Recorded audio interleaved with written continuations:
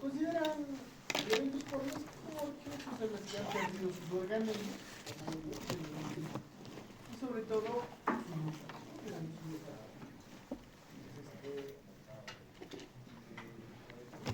son células que entonces han sufrido modificaciones. Su función principal, transporte de oxígeno, gracias a una proteína que contiene carbohidratos que es la hemoglobina. La hemoglobina va a ser muy abundante y esta es la que le da la coloración característica. Ahora, la forma que tiene el eritrocito es de un disco bicóncavo. Esto es al azar, ¿no? Esto es porque es la forma que tiene mayor relación superficie-volumen. ¿Ya? ¿A qué me refiero con esto? Normalmente, por ejemplo, si tenemos una esfera, va a haber una distancia, no sé qué sería el radio, hasta la superficie más externa. Cuanto más crece esta célula, esa distancia se hace mucho más. En cambio, la forma bicóncava del eritrocito hace que toda la superficie celular esté muy cercana al citoplasma, al centro del citoplasma. Se da una relación volumen-superficie. Eso hace que el intercambio de oxígeno sea más rápido y eficiente en esta célula, ¿no? Ahora, a pesar de que tiene esta forma bicóncava, es una célula muy flexible. Puede plegarse sobre sí mismo y atravesar capilares, por ejemplo, muy pequeños. ¿Ya? Más o menos el promedio de su longitud o diámetro es 7.5.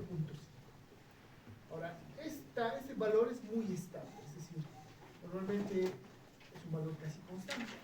Entonces sirve para comparar otros elementos celulares, pero saber con esto, ¿no? Para medir. Por eso algunos llaman que el eritrocito es la regla de la esterilidad del sangre. La línea media en promedio es 120, ¿no? A medida que se va haciendo más envejecida la célula, va perdiendo, se va su glucocálix va acumulando ácido ciálico y también va perdiendo su flexibilidad y eso hace que pueda ser reconocido por los macrófagos.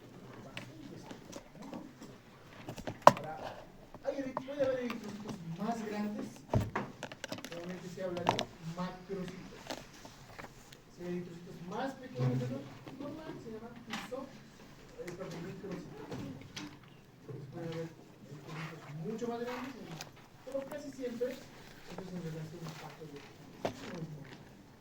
Por ejemplo, hay anemias macrocitos. Anemias macrocitos, de acuerdo al tamaño de la célula.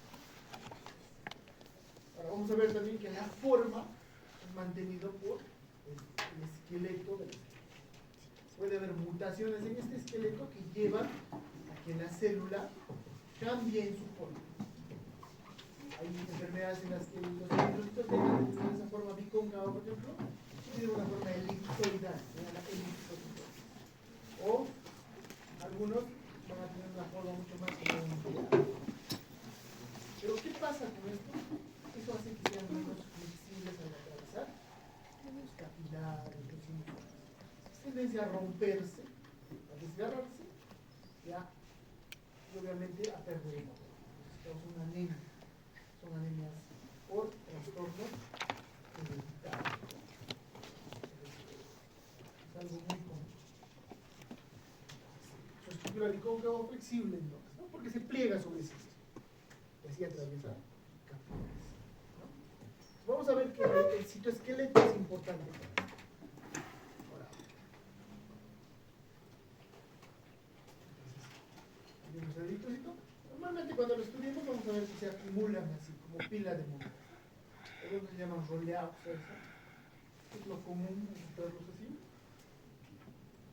Entonces, hemos dicho, los eritrocitos no pierden su núcleo de su desarrollo, tampoco tienen la mayoría de los órganos, ¿no?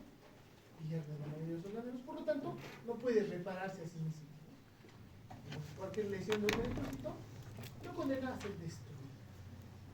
¿Ya? Entonces, ¿Dónde se destruyen los eritrocitos? Sobre todo en el vaso, algunos en el hígado y en el riñón. A la destrucción fisiológica de los eritrocitos envejecidos se llama hemocateresis. Destrucción fisiológica. Hemocateresis.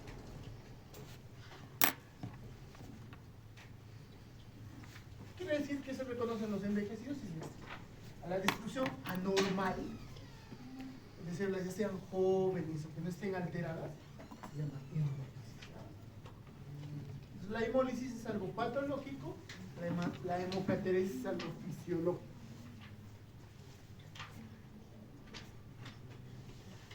El hígado, es más, en los pacientes que tienen estos problemas, por ejemplo, en la forma de las células, ¿no? Se van a llamar en conjunto enfermedades hemolíticas. ¿Por qué? Porque los eritrocitos se destruyen con facilidad antes de tiempo, hemólisis. Las enfermedades hemolíticas van a ver cuando hagan patologías por múltiples causas. Pueden ser por su forma, algunas son inmunes, mediadas inmunológicamente, ¿no? Pero lo cierto es que quien normalmente destruye estos es el vaso. En estos pacientes usualmente, como se recarga la actividad del vaso, el vaso suele crecer. Se hace muy grande. Y a veces tienen que sacarles el vaso para que no haya tanta desaparición. Ahora, su membrana celular es parecida, es la del mosaico fluido, ¿no? De capa lipídica, proteínas 50%. Ahí va a haber dos grandes proteínas que van a importar. Sobre todo va a haber carbohidratos unidos a las proteínas. Esto es importante porque estos carbohidratos unidos a proteínas van a ser antígenos. En la parte, ¿qué son los antígenos?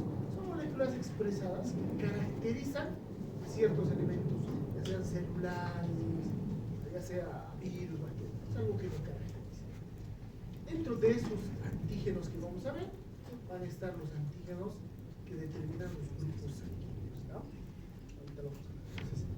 Y la proteína más abundante del eritrocito va a ser la hemoglobina. Un tercio de su peso, 33% del peso de la célula va a ser la hemoglobina, ¿no? Que se puede unir al oxígeno, se va a llamar oxihemoglobina, ¿no? Si se une al CO2, ¿cómo se llama? ¿Perdón? Y si se une al monóxido de carbono. El problema de la carbaminohemoglobina es que es irreversible. La unión al oxígeno es reversible, igual al CO2. Pero la unión al monóxido de carbono no, es irreversible. Uno puede sufrir intoxicación por monóxido de carbono. ¿Dónde encontramos monóxido de carbono? En los humos, en los incendios, en los carros, ¿no? Entonces, uno puede perder la conciencia por hipóxia. Es más, nada más muchos de las personas que mueren en los incendios solamente han perdido la conciencia antes de incinerar. Entonces, por justamente esta carbaminohemoglobina.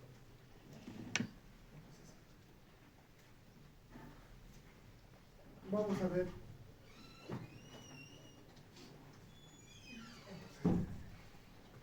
Su función entonces es transporte de oxígeno, es la principal. El CO2. Ahora, el CO2 es muy escaso, porque la mayor parte viaja como ¿qué? Como bicarbonato. Pero gracias a qué? A que va a tener una enzima en su citoplasma, la anidrasa carbónica. Ya hemos visto esto, por ejemplo, cuando hemos visto osteoclastos, ¿no? La anidrasa carbónica media la transformación, la formación del ácido carbónico. CO2 y agua se mezclan y forman ácido carbónico. El ácido carbónico se desdobla liberando un hidrógeno y forma bicarbonato. Y esta síntesis es en ambos lados. O sea, a partir de bicarbonato e hidrógeno se puede formar CO2 y agua, a partir de CO2 y agua, bicarbonato y hidrógeno.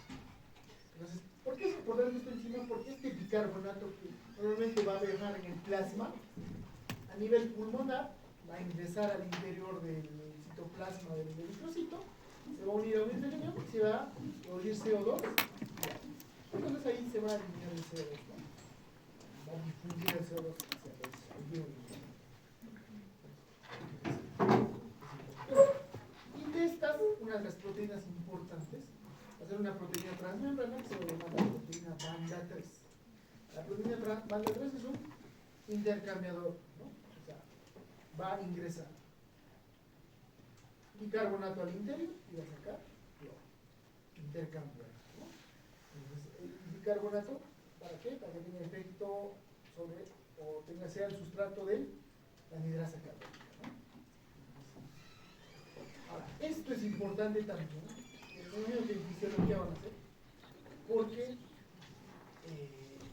el principal sistema amortiguador de homeostatismo de pH va a ser este. Cortoplasma. Es decir, el pH, vamos a hacer en fisiología molecular, es la concentración de hidrogeniones que tiene nuestro organismo. Eso está regulado estrictamente en un valor. Si se pasa o se baja por encima de o por debajo de este, produce trastorno, ¿no? Si hay mucho hidrógeno, se produce una acidosis, el pH está más. Poco hidrógeno, una alcalosis. Entonces, este sistema regula en forma rápida. O sea, si un paciente está acidótico, es decir, tiene muchos hidrógenos, ya sea porque ha ingerido ácido, por ejemplo, hay gente que se suicida con aspirina, ácido salicílico, ¿no? O ingiere algunos ácidos, o por problemas endógenos como problemas en el riñón que no puede eliminar ácidos, acumula ácidos. ¿Qué va a hacer el cuerpo? Lo que va a hacer el cuerpo es usar el bicarbonato, ¿no? Para unirse a esos hidrogeniones externos, a formar CO2 y a empezar a botar CO2. Nuestros pacientes acidóticos tienden a respirar para compensar y tratar de eliminar el CO2. En los alcalóticos va a ser lo contrario, va a tratar de eliminar menos CO2 para que se pueda generar ácido carbónico, que es el bicarbonato y hidrógeno. Es un sistema amortiguador. La proteína banda 3 va a ser un canal iónico.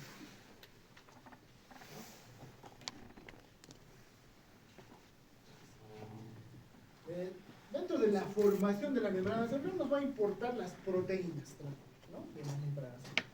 Va a haber algunas proteínas integrales, ¿no? Es decir, que van a ocupar toda la membrana celular, ¿no? Las dos capas. Y esa va a ser una proteína íntegra.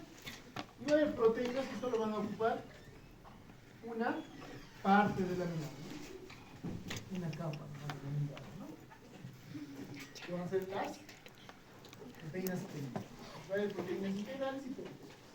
Obviamente hay muchas proteínas, pero dentro de las proteínas integrales va a haber dos importantes: la glucoforina C y la banda.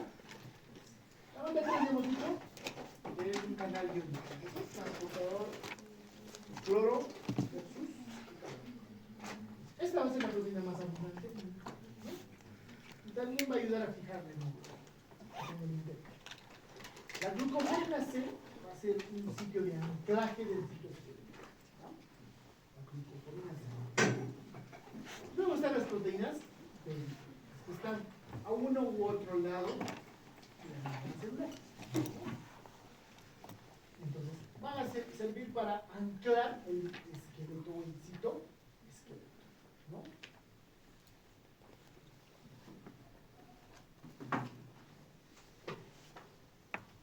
Entonces, tenemos las proteínas transmembrana, hemos dicho la glucoforina C y la banda 3, ¿no? La glucoforina C va a servir como un sitio de andamiaje o anclaje del citoesqueleto. Ahí sí van a anclar proteínas como, por ejemplo, proteína 4.1, actina, ¿no? Normalmente el esqueleto interno, justo por debajo de la membrana celular, va a estar dado por dos proteínas filamentosas bien importantes, las espectrinas. Entonces, estas espectrinas se anclan, como pueden ver, proteínas transmembranas, ¿cierto? Va a haber dos, proteína alfa y beta. Estas son las que mantienen la forma del esqueleto, ¿no? dan la forma. Es como un paraguas. Un paraguas tiene un esqueleto metálico, ¿cierto?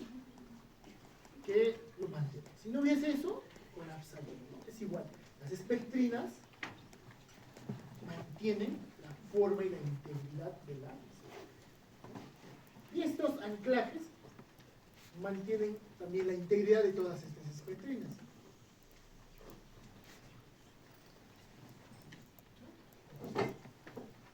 Normalmente las espectrinas se van a unir en tetrámeros, porque hemos dicho que hay alfa y beta. Vamos a ver una alfa espectrina así. Luego va a estar la beta espectrina. ¿Cierto? Y a este lado igual una alfa espectrina y una beta espectrina. Entonces acá hay dos, cuatro, ¿no? Un tetrámero. Y ahí también se van a anclar actina, tropomiosina, proteína 4.1 y la leucina. ¿No? Entonces esta espectrina es la más importante, ¿no? Forma este tetrámero. Cuando esta espectrina está mutada, es decir, los aminoácidos están alterados, son diferentes a lo normal, se va a producir una enfermedad que se llama la esclerosis, porque van a ser disfuncionales, no van a poder mantener la función de las células y el eritrocito se va a volver esférico, ya no el lente de cóncavo, ¿no? Entonces la mutación de la espectrina, ya sea alfa o beta, va a producir esta enfermedad.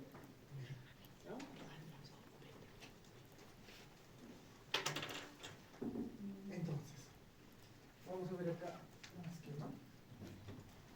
Esto es obviamente la parte externa, el grupo cáptico, y el interior, la membrana celular, ¿no?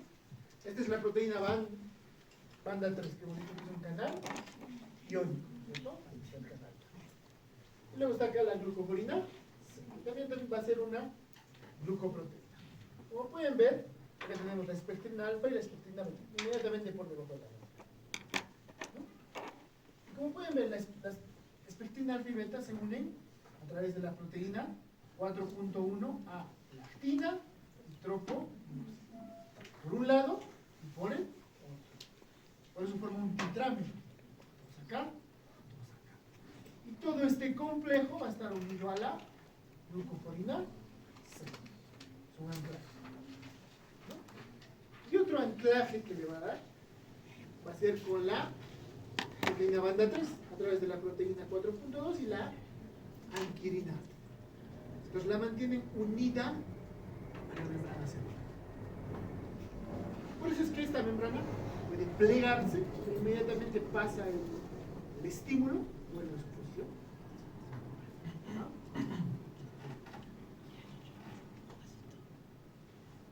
Entonces, la proteína 4.1, la actina, la espectrina y la tropomiosina forman una red laminar bajo la membrana celular.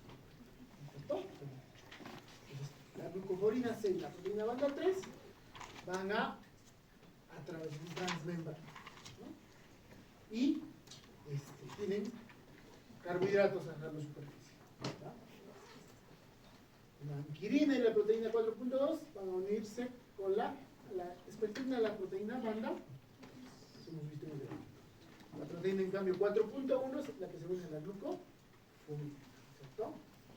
Entonces, así se mantiene la integridad de esta célula, ¿no?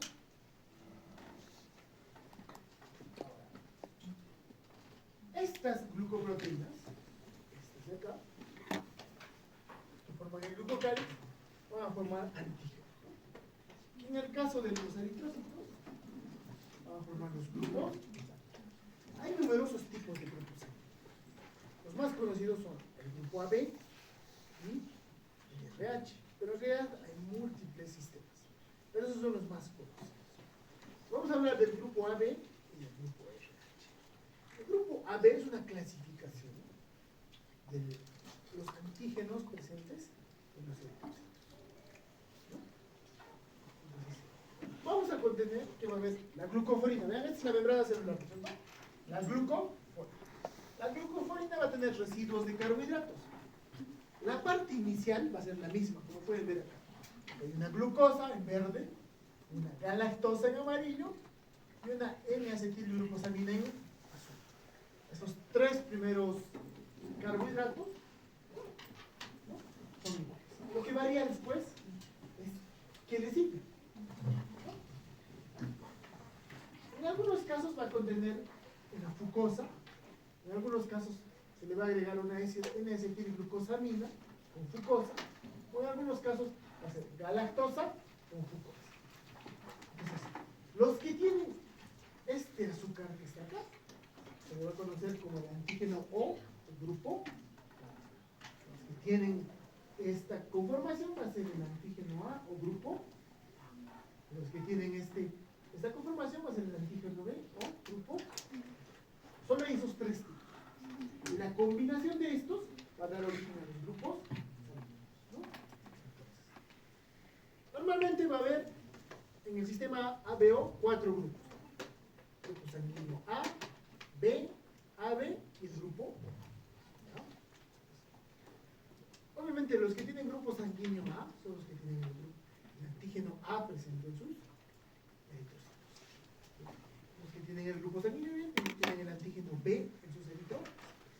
Los que tienen el grupo sanguíneo A y B se van a llamar grupo sanguíneo AB. Y los que solo tienen grupo O son, acá dicen que no tienen antígeno, ¿no? En realidad tienen este antígeno, el antígeno O, ¿no? Entonces, pero cuando han hecho biología, ¿no es cierto? En biología han visto que normalmente todas las características de nuestro cuerpo, el color de los ojos, el color de los cabellos, todo está determinado por los genes. Y casi siempre tenemos 2 genes por cada fenotipo que tenemos. Igual, en el grupo sanguíneo suele haber 2 genes, ¿no? Entonces, casi siempre va a haber un gen materno y un gen materno. Y cuando han visto biología habrán visto que si los 2 genes son igualitos, son homocigóticos. Si son diferentes, heterocigóticos, ¿no es cierto? Entonces, si este tiene X y este tiene X, entonces va a tener 2 genes, ¿no? XX. Va a ser homocigótico. Pero ¿qué pasa si este tiene X mayúscula y este tiene, va a ser un X y un X? No estamos hablando de cromosomas sexuales, no sé cómo, estoy poniendo un ejemplo. ¿Y de qué va a depender cuál de estos se va a expresar? De la dominancia o de la penetrancia, ¿no? En ese caso va a depender si tu papá tiene mayor dominancia o si tu mamá tiene mayor dominancia, ¿no? Entonces, lo mismo pasa en los grupos sanguíneos. Pueden haber grupos sanguíneos homocigóticos, por ejemplo, vamos a hablar del grupo A. Son del grupo A, pueden ser de 2 tipos, homocigóticos o heterocigóticos. O sea, puedes tener, ¿no? Puede ser A, o puede ser A, O. Entonces, uno de tus papás era grupo O y uno de tus papás grupo A. Pero en estos dos, el que tiene dominancia es el grupo A. Entonces, los que tienen grupo A pueden ser A, homocigóticos, o A, O. Lo mismo pasa con el grupo B. Puede haber homocigóticos B, o B, O. En el AB no hay problema, ¿no? Porque en el AB uno de tus papás ha sido A y el otro ha sido B. ¿Cierto? ¿Hasta ahí se entiende? Sí. Entonces, para que me entiendan el siguiente cuadro. ¿No? Entonces,